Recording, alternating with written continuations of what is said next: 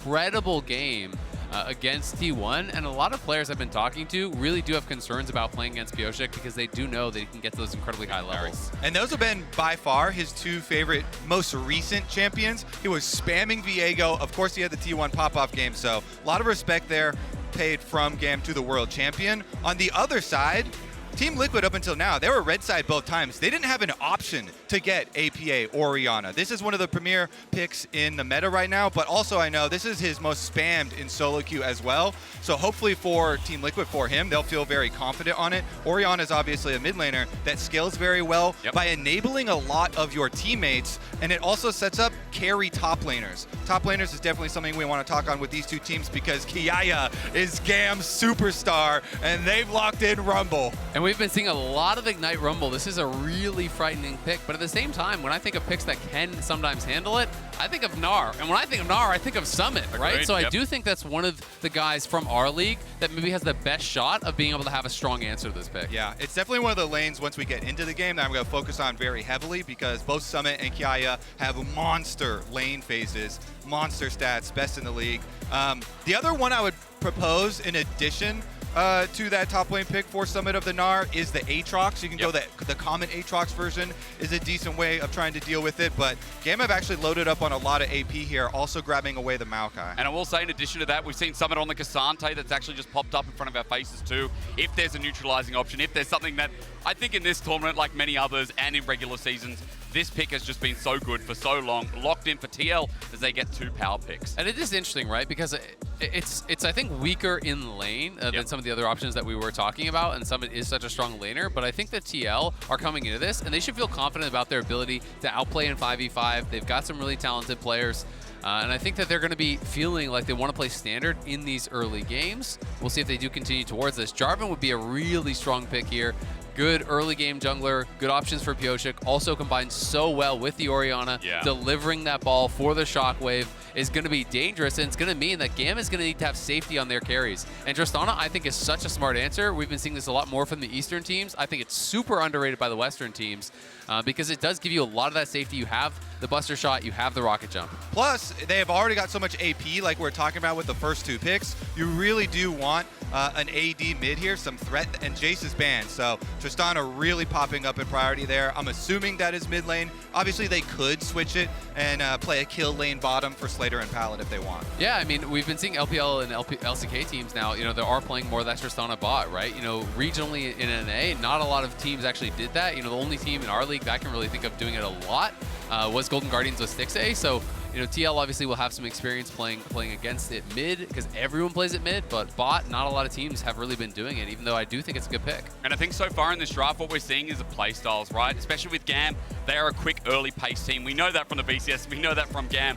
This is a comp that wants to start running and snowballing over as we're starting to get rid of some of the solutions that could maybe go into that bottom lane or that hover pick that we're seeing with the ban of Kalista. Yeah, I think they want to let Slayder and Pallet have a good early lane phase by protection ban a few of these lane bullies against them so that Levi can go up top to Kiaya. I think that's when this team looks the best. Kiaya will smash that lane phase. He's on the Rumble. They need to get that Rumble snowballing and bring him down to some objective fights.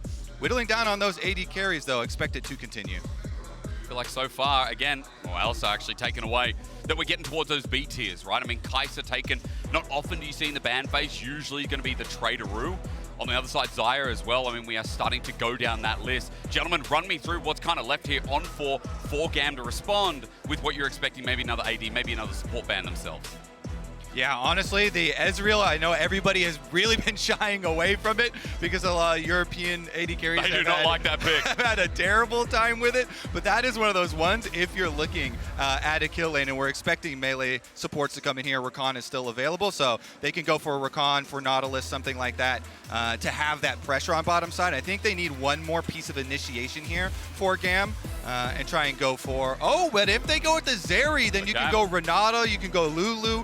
You can have one of those more supportive, and then you're fully relying on Maokai though as your setup, and you really want to be able to keep someone in place on a Rumble ultimate. So I think they need a little bit more structure. I will say though, if we lock Neela here, I think Renata is so good because that's so much dive, you know, for TL, that being able to have the Renata and being able to have enchanters with double AD carry teams, I always think is really, really strong. be able to go towards some really efficient itemization like the Ardent Sensor. It is instead, of course, going to be the Aphelios. So TL drafting standard, drafting 5v5. I'm expecting an engaged support here from Core. Yeah, there's a lot of options still available for him. Probably. Okay. Just based on his comfort and what's banned out, that would be my expectation. Thresh is also another comfort pick, though, too. Yeah, you would like point and click for Zeri generally, usually, but that's why I thought Nautilus, to be honest. I mean, Core, like this is the pick that he was most known for, but really hasn't been playing it as much over the last couple of years. But when people talked about him when he was first coming into NA as a support, you know, he was winning on TL. Pick, yeah. This was his pick.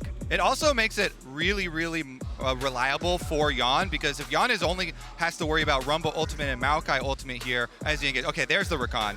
Then the Thresh Lantern really provides so much extra safety from Aphelios. That's why it's one of the oldest pairings with this champion. But Palette getting that Rakan on last pick in this game, I think is just so huge here. That gives you the extra initiation with the Maokai, so you don't fully have to rely on that, and it should set up Kiaya for some big Rumble ultimates. So I want to break down here, gentlemen. I want to know how these comps work, because again, when you've got two LCS casters on the desk, you better believe that they're going to tell us everything we need to know about TL. I see a lot of circles in this comp on the blue side, which has been so OP so far. So start breaking me down what TL want to aim. One of the biggest storylines with TL, of course, with the substitution of APA coming into the lineup, is that then they were split in languages for their in-game comms. I've heard, but Pyosik and APA have not actually needed to use that many words to combine for a lot of their plays. They've shown synergy with like Lee Sin plus Nico, kicking them into the ultimate. So I have confidence in them that they'll be able to make good use of those circles that you're mentioning. Obviously, it's the Jarvan ultimate plus the Orianna. Jarvan EQ in with Shockwave and Jarvan ultimate are very, very reliable ways of initiating. If you get that onto the double AD carry backline of GAM, that would be ideal for them. Meanwhile, obviously, CoreJJ and Summit looking to peel for Yeon during this and let that Aphelios be the DPS. It's also worth mentioning Kiaya is not playing the Ignite Rumble, so he's playing that more conservative approach here with the teleport. It is going to be Comet. But when you are not playing that Ignite, your kill pressure is that much lower, and I think Summit is going to be feeling so much more comfortable now, knowing that it is not that Ignite, because you can win all-ins against a non-Ignite Rumble as Ksante post-6. It's possible. It's crazy to me because this is the solo kill king in the top lane of the VCS. When we go into Summoner's Rift now, when it's do or die. TL versus GAM, I mean, both have been at International so many different times, but never versing each other. Now in the battle coming through as connect your League of Legends account with Prime Gaming to grab the exclusive experimentation emote. That's all you need to know. Go and get it. Yeah, the only other really annoying thing for a Ksante versus a Rumble, especially a Ksante versus a Rumble and Maokai, is that it really dissuades you from rushing to your Iceborne Gauntlet because you need some early magic resistance because it's so AP heavy for the top side of the lane. So that's one of the reasons why you're not like as scared of those red side Ksante picks into these matchups. Yeah, absolutely. But I mean, I think it's such an easy Merchandise rush for Summit when you're playing against Rumble, Maokai topside, right? Like, I think he's still going to be able to get some really effective MR in early, and then we'll see where he wants to go with his Mythic. But if you are an NA fan and you're looking for a little bit of hope, a little bit of cope, the all-time head-to-head between the VCS and the LCS is 10-1 in favor of LCS. Really? So it's very heavily in favor. VCS has actually historically done a lot better against LEC, which is interesting because we've had our fair share of losses against the smaller leagues, but just often it is not against the VCS. You know, VCS, though, was 6-13 against LEC, so obviously still very heavily favored towards the LEC, but that's more where their upsets have come. And I think looking more specifically at GAM as well, I mean, everyone sees this as the representative from the VCS. It's Palette with a quick trade in the bot side just to kick things off on his Rakan that we've seen so many times already. Is it tangent to tell you that they're 2-4, 1-5, 1-5 in individual years when they've been there in 2017, 2019, and 2022 respectively? There might be the representative, but again, using your NA record, when they go head-to-head with some of these major regions, they tend to struggle. And now 0-2, where they can't drop this best of 3, they can't drop any best of 3. I think it's important to note that they need to start strong. Yeah, so much pressure. These are the highest pressure games that we have had at Worlds so far because these are elimination ones. These are the first elimination games. And we do see opposite side jungle paths here, so Team Liquid, as we're watching these bottom side trades, also know that Jarvan is coming down. GAM have a ward on the Raptors, so they have perfect timing on Pyosik right now. And I really want to see, can TL actually get Yeon going in a meaningful way? Because it hasn't felt like he's really had a great time. Even in that T1 game, got behind early, wasn't very relevant, wasn't honestly a huge part of their win. It didn't feel like against Energy either. But he had been such a carry threat for the team in NA, really improved from spring to summer. So I want to see if they can actually get him rolling, build some confidence for Yeon, because if they are to win this series, they are going to have to rely on this AD carry. Because I think the funny thing is Slayder and Pallet started off slow as well, right? The difference was that they were in play-ins and Slayder really struggled to get off the ground. I want to point out something that just happened here. We had a recall from Slayder because they did see Jarvan over here through his jungle, so they had perfect timing. They know he's ending down there. He's coming for the gank. So he goes for the early recall, picks up boots in base to walk right back down to lane for Slayder here, and will be full HP and have the extra potion still available. So shouldn't be any early action thus far, just an easy trade of those scuttle crabs. Hang on. You said no early action. This is GAM, though, Kobe. I mean, you're casting the VCS. You can argue with me, but you can't argue with the map, my friend. All those circles, man. Those are big circles. It's going to be interesting to see, when that first fight breaks out, if either team is going to be playing heavily, prioritizing that dragon or anything like that. I mean, if I'm TL and I'm playing this comp, I don't feel like I need to really do anything. Like, I think you're going to be happy to sit back, farm it up, try to play to scale here. Yeah, I think first area to go for is a Maokai flash W angle onto mid lane. If you can flash W onto the Orianna, you're going to, at the worst, trade flashes here with an exceptionally aggressive AD carry mid like Tristana.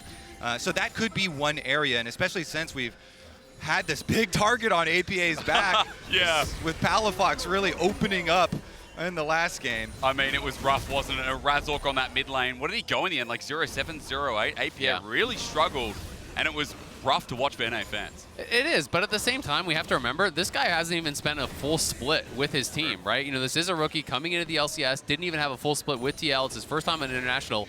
And his first game was actually really good against Faker. He went totally even in lane. He was playing the map well, TPing topside to cover dives. We'll see. Good sidestep from Pallet, not giving the hook out. That was smart against CoreJJ. Tries to predict, but Core flashes up. There's a summoner down. Goes from Yeon to get in lane as well, and GAM strike hard. Meanwhile, mid lane is going to have those jungle meetups. We saw this deep control ward from GAM did actually spot Pyosik as he goes to answer, as well as the regular ward here in the brush.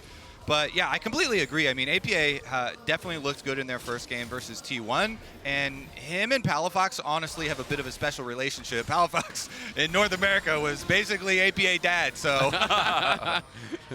That's nothing nicer than seeing a father and son on the father-son stage. Bonding on the international stage. It's a beautiful thing, really. Shockwave, speak of the devil. Maybe he heard you guys talking. There's a buster shot out as Pyosik doesn't have the Cataclysm, but tried to finish the kill. Critical buster shot there. Otherwise, APA could have gone for a flash follow and gotten that finish. He did actually solo kill on the Orianna, got solo killed, by the Orianna against Palafox. And we can see up in the top lane, it's actually the early Negatron picked up. So he might just sit on this. It could be an early Abyssal Rush or something like that, but I'm more likely thinking he's just going to sit on this and then build towards Mythic from here. But let's look towards mid. APA, great lantern out. CoreJJ, right where you need him, playing clutch so far. Yeah, visiting the lanes, keeping them safe over here. APA still with the flash.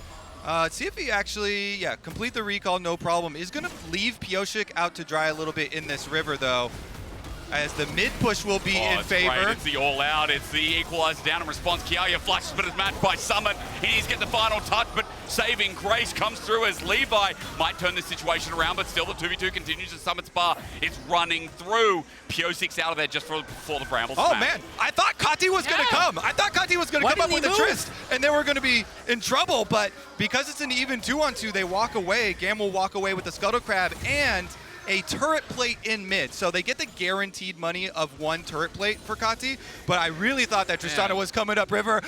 I could see it.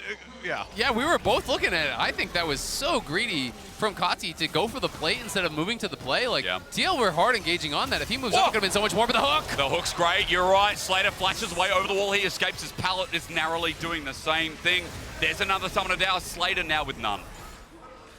All right, see what they can do. No AD carry flash here for Slayder and constantly getting pushed in. Maybe we have a top side to bottom side clear for Pyosik in the works, and they start to think about some of this dragon control. But I think so far we can start complimenting the TL bottom lane so far, how they've reacted to the plays. Of course, summoner earlier, his Shockwave is there onto Kati. He'll jump away once again. and APA continues to threaten out with this pick. Yeah, I really love how APA is actually playing this out. Just using the Shockwave on cooldown really aggressively. Whoa. There's no sustain on Kati besides just this D-Blade, so he is getting chunked out and being bullied out here by APA, really showing his class in this one. Yeah, just look at the mini-map right now. I mean, this is a huge difference with mid lane and bottom lane hard pushing. It is open season on that river Look at on the bottom guns. side. Oh my god, this is horrible because red and white means everything is all right. Yeon gets one. Let's add another. This is the classic Aphelios movement where 2 plays have just been given for free.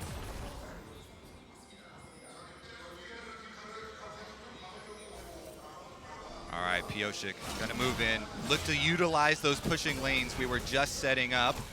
Pallet is here, but honestly, he could just be a bystander since Pyosik does have smite. You would just be annoying, at the very least. Just He gives him a little love tap there with the now lance Kati's as well. coming. Or might change it He's as well. dead. The knockup's there, you're right, the flash. Oh, no way! When the pressure sits hard, you make mistakes. That would have been a kill. That would have been a kill for sure. There were Easily. only a couple. Oh no, and it's going to bite back in his favor as well. Kati getting engaged on the ignites down. He doesn't have a flash to hit. With the lantern back in, Gravitum slows him down. He knows that he's dead. Yeon gets first blood, and Kati may have single-handedly lost this early game. What a demoralizing sequence of events for GAM here. Kati faceplant into the wall, and then is also punished in getting killed. Yeah. Beautiful, beautiful stuff there. You have to say in tandem for Yeon and CoreJJ though. Love that play. Yeon gets knocked back with the Buster shot, but boom, Lantern is there, Purple Gun root is there, and he's able to finish off the kill. This was just troll from Pyosik though. He was staying so long. And that was so greedy. If Kati doesn't fail the flash, he kills him and he gets out for free because he gets the reset. He'd be too far from Core, but instead, Purple Gun, root, into the guaranteed play. I guess Core didn't have hook because he never used it. He just autos him to death. And Yeon just stays just on the outside of that W knockup range from Pallet. No problem for him. That one hurts, Easily man. spaced with the green gun. It certainly does hurt, that one. You're going to have to recover, though, because as we said, these are elimination games, so you can't let a mistake like that on the world stage completely tilt your whole game. The goal difference is not that big. It's just one kill. It's just one first blood here acquired by Team Liquid, so GAM need to stay cool and stabilize. But you know what my problem is? The fact that Yeon, outside of that kill and the small gold lead, yes, it's those double turret plates given away as well. We've now got the nude quiver, we've got the recurve bow in the inventory, a bit of extra stats for Yeon. And when we were saying that this bottom lane was so important for TL, I think this is the perfect start to open up this series. Absolutely. I mean, he's a good 600 gold up on the bot lane. Summon in the top lane has been very stable. We've been seeing APA do great in the mid lane as well. He's chipped away at that turret a little bit. Could get a plate here. Pyosik is behind him. Flag and drags there. APA on top as well. Now ring around the Rosie. How do you get out? The nade just grabbed Pyosik. He's going to jump in again, or rather it's CoreJJ. The flash over the wall to get out. Levi safe, but TL boom in. Yeah, the shockwave movement then misaligns the death sentence from CoreJJ, so they don't get the combo there, but they still get the flash off of Levi. Maokai now going to have to be a little bit more careful with where he goes, but APA will have to be way careful. Jump in, yeah. Kati wants the all-in, doesn't find He wanted the Buster shot. Okay. APA does also still have flash and uses the extra move speed there from the phase rush, so now he can just retreat into bottom where the rest of his team has full priority. Rift Herald is used for some easy plates. It's engaging. Equalizer's Kiaya available. is coming through, as you said. Layer it down, the carpet's there, but APA burns the flash. Herald also taken out in the end. Yeah, GAM should have had a couple of these kills, man. I mean, that was a full whiff from Kiaya there, and both teams struggling with a bit with nerves here. The coordination not there. The equalizer comes down. Kati Buster shots him away from it, but I don't even think he got one tick of that equalizer. APA should have been dead for sure from that position. If he just laid it vertically on him, 1 or 2 ticks, then the Buster shot comes through, he's dead. It's rough again. I mean, TL being gifted a bit of the early game. As you said, gold is even, but you know, you guys were talking about this a little bit before, and we've got Aphelios, we've got Orianna on the same team, plus Ksante, of course. We know what this comp's going to do if they get the 5v5s, if they get to scale in this game too. And as TL start looking towards this dragon, again, another prompt for the early game and how well, or at least well-rounded, it's going in game 1. Yeah, we've had about 7-8-ish minutes of mid lane and bottom side pushing for Team Liquid. A lot of priority on the bottom half of the map, resulting in that first blood, now resulting in the dragon as well. And even the island that is top lane up there, Summit finally does get a turret plate as well in response from that Kiaya roam down mid, or half roam down mid, to get in range for the Rumble ultimate. So Team Liquid very happy with this early game because their comp this is exactly the type of start you want with this comp that will naturally transition as we get a little close. Naturally transition into a very strong front-to-back team fight here with the classic carries of Orianna and Aphelios that their only drawback is that they don't have their own dashes and the mobility of those carries. And GAM will have to get very creative there with the Maokai, with the Rakan to ensure that they can kill them off. And I think coming back to top side and why GAM, aren't winning it more, we're going to see 2v2, of course not, was Azael, you made a point about that Ignite Rumble in lane. Now I'm looking at APA because I've paused on that point. We can come back because it's all in. Finally, GAM! Finally, a play goes well.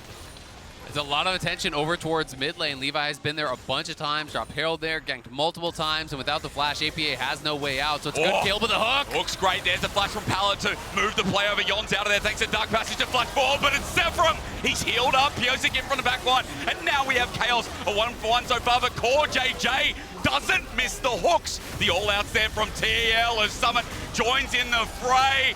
CoreJJ, it's so good! Yeah, the TPs come down from both sides there, and Yeon with the red gun ulti. Unfortunately, when Slayder flashed forward, he slashed straight in a line, so he still got tagged by that red gun ulti. It meant that Yeon lived a lot longer than they would have wanted. Here's that earlier gank. And we all saw this perfectly. There's nothing APA can do. He doesn't have flash. So what really is important is Kati, look at that turret in mid lane. He has already mined 3 plates off. He mines another turret plate right now while this play is going on. And I actually really love Palad's response to this. It was a great hook from Core, but he just instantly hard engages onto Yeon, pushes him back. That red gun ulti kept him alive for a while though. And with the instant arrival there from both the top laners, Pyosik was there as the extra man. That made all the difference.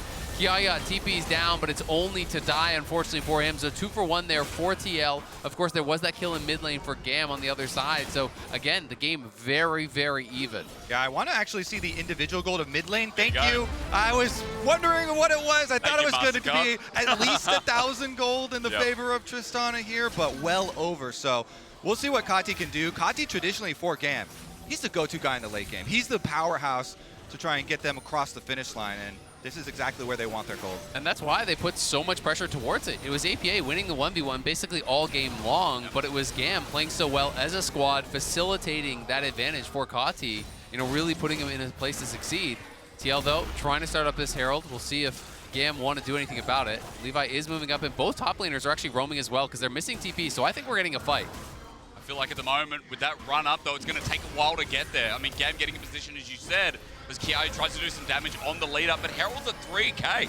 TL, 4 members around this, and the eye will be exposed shortly, so feels like a take, but Pyosik needs people to hit it. GAM run in, they steal it for 3, and TL are split up. Pyosik holding on to the ulti for now. They want to get out with the disengage, and TL will go in different ways. I think they might be a little lucky not to lose anybody's life in that one, as well as losing the objective here. Kiaya did a great job cutting off Summit as he was trying to get there. Chunked him out low, chunks him out low again, and the turret is gone as well. GAM here, stringing together some objectives. Really good defense.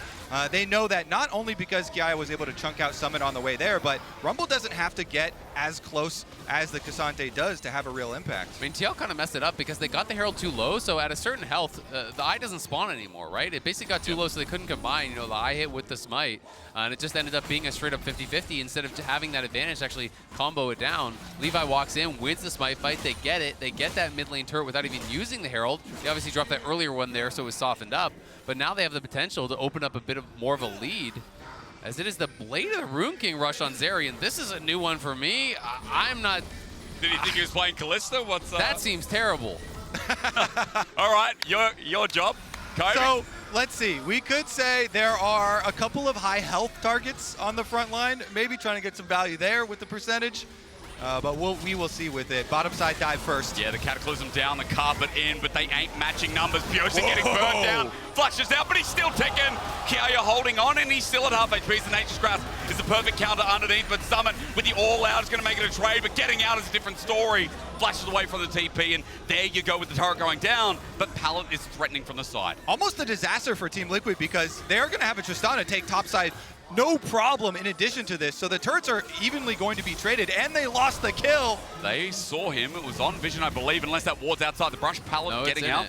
He was kind of, I think, trying to like style on him a little bit, you know, kind of on the moting and stuff, but he ended up losing some health off it. But this is going to be an interesting one. Yeah, Slayder going Blade of Ruin King, so it's going to be very much about, you know, on-hit damage here, high HP targets.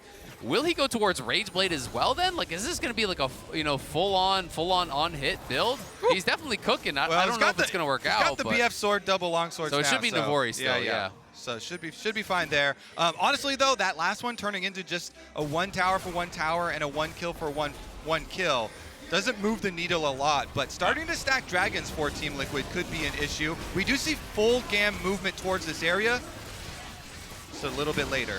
500, it's down. There's Pallet for the re-engage up. In fact, TL are split up as APA is the flashing target, but TL threatening to re-engage with that TP right in the middle. Summon, it looked dangerous, but maybe it's a bait in as Levi flashes out and Pyosik over the wall yet again. Flag and drag out of there while TL threaten, and the dragon is still theirs. I mean, GAM is just doing such a good job of getting gold onto their carries. That's the big concern right now for TL, is that, yes, APA was doing great in the 1v1, but he's way down on gold compared to Kati, who's been farming plates, who's been taking towers. Slayder got a lot of gold as well, and when we saw that gold on the left side of the screen, it was the 2 carries from GAM up at the top. They have that protection, they have that engage, and they're extending an advantage. So yes, there is that Mountain Soul available that TL can work towards, but Orianna needs farm. Orianna needs gold, and they've been struggling with it. All right, so this one was a little risky because Pyosik does not actually hit the EQ onto the Rumble, so no damage, no knock-up there, and Kiaya just turns and burns him with the demonic, roasts him down. And that's the thing, even when you flash out of the equalizer, even when you get out of that, there is a tick or two afterwards as well. You always have to be careful about. But we're back to live. Pyosik looking for Kati. Circle of Death, he flashes away, just use the rocket jump to get out of there, where we get some flipping down on the bottom side. Still trying to impact the map. Pyosik's tried to be so proactive, but it is also hard when Tristana is the target and he has a lot of escapes. Yeah, but still, really good job. He doesn't use his flash. He goes up, flag and drag forces the rocket jump. The ulti forces the flash. So getting that off is key. But TL, you know, they're light on guaranteed engage, right? You're playing against Zeri and Tristana, 2 really slippery targets here. So it's going to be up to Core and Pyosik to be on point with those engages. If you miss, you got nothing. They're trying to set up a trailing play here in the brush. Okay, APA runs in and the bait's there. Kati gets exposed to a quick how do you do, but the knockup from Pallet may have saved his life. Flash forward. APA's out of range. Maybe Pallet is the hero, but eventually they get him for the buster shot. Sends him to his death. Both mid laners go boom. Pretty funny initiation there. Team Liquid were setting up the trailing play with Pyosik in the brush, but they couldn't quite connect onto Kati for long enough. And then the buster shot means it's another 1-for-1 with mid laners. Exactly, and there's just the extra members there from GAM. Pallet kind of making the difference as he arrived faster than the TL reinforcement, so it ended up being that 3v2. So I think TL happy to get out with the 1-for-1 in that situation. Now trying to control vision around this top side. But we can watch it one more time. They almost 100% him. They got him so low here early on. The flag and drag didn't hit. That's, what is that, like 50 HP maybe? Something like that. And barely able to survive. And then even again through the Q from Pyosik, which did land, APA eventually able to chase him down. But as you said, the buster shot into the waiting arms of Levi and Pallet means it's the 1-for-1. A lot of these trade plays are pretty fun to watch, though. I mean, coming into the tournament, GAM with the highest combined kills per minute in their games on average. What a surprise. I mean, the BCS again, that's their namesake, isn't it? I'm sure people have heard it too much as Kati is going to be Shockwave back on in. Rocket jump away, he's going to finally find it, but I think APA has just redeemed himself from the other day. There we go. We had the double KO of mid laners before. They both go down, then they get the rematch one-on-one, and APA with brush advantage gets such an early lead. They're going to start pairing trade. now. They're going to start this up. Oh, yeah? They just want to try to force and see if they can actually draw them in. Potentially, no. They're going to turn. Maybe look for a bit of a pick. Maybe the gun usage was not great there. Yeon only with the red, the purple. I don't know what rhymes with that. Red and purple and everything is... Not a lot. Yeah. We'll go with that. Purple, red, you're dead. At least we don't have orange cards, but at the very least feels like part of the decision-making is TL going deep, but there is some good defensive vision from GAM to spot them out. Not all due diligence has been done as Pallet is in no man's land trying to find an angle, maybe if this Baron does eventually get started up. Okay, they definitely know that they've been spotted, so just clear them out, back right off from here. It's not that big of a gap, so popping a couple of these Maokai saplings, though, You have to be a little bit careful as a Thresh towards the later stages when you're trying to get vision against this Maokai, because just one of those things getting onto you, even before the demonic is fully completed here from Levi, does sting a bit. Absolutely. We can just see this one more time. APA have been getting the best of Kati in the 1v1s, had never been able to actually fully finish off these kills though, and this time Kati jumps out before the buster shot is actually, excuse me, before the explosive shot is proc, because he wants to rocket jump, then reset it, then rocket jump again, but that allowed the time for APA to catch up and finish off that kill. And I got to question a little bit Summit going this full force of nature. Maybe he feels like he's going to be in the side lane so often, but it is a double AD carry team. It's going to be a lot of physical damage, and he does need to be able to survive, mostly against Kati and Slayder. So it's interesting to me. I thought he was just going to get Merc Treads and sit on a bit of MR from that Negatron, but he elected to go for that full second item. Yeah, there definitely is a lot of AP on the enemy team that's going to splash around, but you know, with those nerfs a few patches ago to Force of Nature, it definitely dropped a bit in value. Here we go, though. Summit split pushing top with the teleport ready. Yep. Feels like something to watch out for. It begins on the bottom side. It'll be a collapse here. Summit with the flash and ulti too. GAM in a choke. Now at this point, I'm worried for Pyosik, APA, what damage they can do to them as the Dragons at half Levi's HP. in an awkward spot. Look at Pallet, look at Pallet. You said it's awkward, but Pallet's been caught out. They turn on him. He can't flank everything used, but now TL don't have anything left available. Slayder with the ulti over the wall as Summit disengages back over towards the Dragon, but even that resets and Pyosik re-engages. But look, Yeon has joined back in. Dragon might go over, but GAM are in trouble because Yeon has free firing guns available. Running over Slayder. He's hitting away at Summit as he's chased over the wall, but Yeon's still alive. He's busted shot it away as he flashes back in. It's over. GAM get the ace, and it was just pure chaos. The ace and the Dragon, that is huge for GAM. The Maokai ultimate rooted APA, so even though they are able to kill off Pallet on the flank, the Maokai ultimate does the engage for them. They don't even need Pallet here because Levi's ultimate just sits APA on top of the Rumble ultimate, and then they fully engage and kill off the mid laner. So look at that, boom.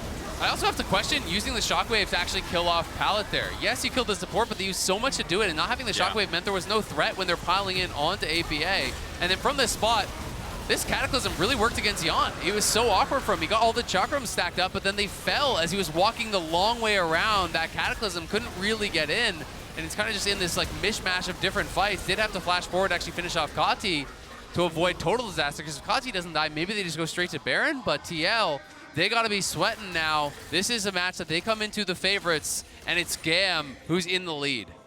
Pallet with the most worthy sacrifice of all time there. Yeah. The distraction Rakan goes Y'all spent over. too much. Exactly. Invested too much in that kill, and GAM, let's see what they can do with this newfound priority. I mean, 3,000 gold lead. As you guys said, the Dragon and the fight on top was just so massive. We're also into 3 item territory coming up as well, with bounties on some of the biggest carries of GAM. Put your eyes towards Kiaya in the top side, who's heading towards his third after getting himself the Night Harvester. Third item on the way for Kati as well with the Navori Quick Blades. Double Navori as you guys were pondering through that build on Slayder as well. There's a lot of power now in this roster. Double Demonics on this side. Kiaya with the Night Harvester Demonic Rumble build. As much damage as he can get, as much as they can squeeze out, and there they go! TL walked into this, but the Nature's Grasp is perfect! GAM might have their ultimate fight as Yeon was front-lining. TL as scattered. And when it comes knocking, when GAM are 0-2 down, that's Baron. They bring everything up to the table. APA is looking for a Shockwave, though. How dangerous. So CoreJJ needs the hook to come through, but doesn't connect. As you said, APA with the Shockwave there, but GAM still have their members. If Pyosik uses his mic, he has a second charge, but it is refreshing. He's going to try to see if he can sneak around, but if they stay, they're likely to die and lose the Baron anyway. This is a disaster for TL. It's just going down so quickly. Thanks, Tristana. Thank you, Zeri, and thank you, Baron. GAM 6,000 gold up with the Red Bull Baron power play kicking off, and this first game is a total turnaround. Impressive stuff from GAM. After an arduous fight through play-ins, qualifying here and having 2 rough games to start it out, they're coming out firing here. And look at the initiation. I mean, Kati gets to start free firing before it even starts, right into Maokai engage, and immediately they've got Team Liquid scattered here, having to run away across the Rumble ultimate. Yeon just got deleted. I I mean, TL's setup for these fights have just not been good. They don't have their battle lines. You know, Yeon is walking up to try to clear vision, to try to poke away. He's so far up. Core's not behind him, so Lantern doesn't even do anything. Orianna's not there to support. Like, they are not organized in these fights whatsoever, and GAM is not to be underestimated. Yes, they're a team that, you know, you were happy to draw, but if you're not playing to your top level, they can crush you, and they're doing it in this first game. I think historically we know that GAM are always a team, and throughout many worlds, with different formats, of course, that they could always take a team of some of the best right there, the unexpected demons. And I feel like here against TL opening up, TL maybe got a little bit complacent, a little bit comfortable, couple of mistakes burned through the early game, but GAM are now back on top. And with this Baron power play, we're already close to cresting towards the 3,000 mark. Midway pushing in, top side now pressured as well, and GAM waiting for that next misstep from TL in their own jungle to try and seal the deal. Okay, they're closing in with Baron. Look at Pallet. Pallet's really deep here. Oh my god, the Nature's Grasp again. Levi's ultis have been huge. The flag and drag out of there from Pyosik, but Pallet rolls in. The man who came in just before playoffs has set up on this Rakan as TL are running away scared. Help me, they say. Somebody, is anybody there? But America's so far away. We're here in Korea, at least closer to Vietnam, as Game 1 will bridge apart. The inhibitor down, the Nexus now open, and Game 1 may have been TL favorites, but GAM came in and said, wait, hold my Red Bull. Absolute steamroll in those team fights. Beautiful stuff there from GAM in the mid-game to roll it over. They are now at series points here. Team Liquid facing elimination in the consecutive following games. Yeah, TL going to be up against it. It's going to be a tough one now. You know, they just really were not on the same page in a lot of these fights. They didn't perform well. They didn't set up the team fights well. That, to me, was the biggest thing, is they never had proper positioning. You draft for full 5v5. Not once did we see them have a fight with the 3 frontliners in front of the 2 carries, you know, playing it out in that setup that you would like.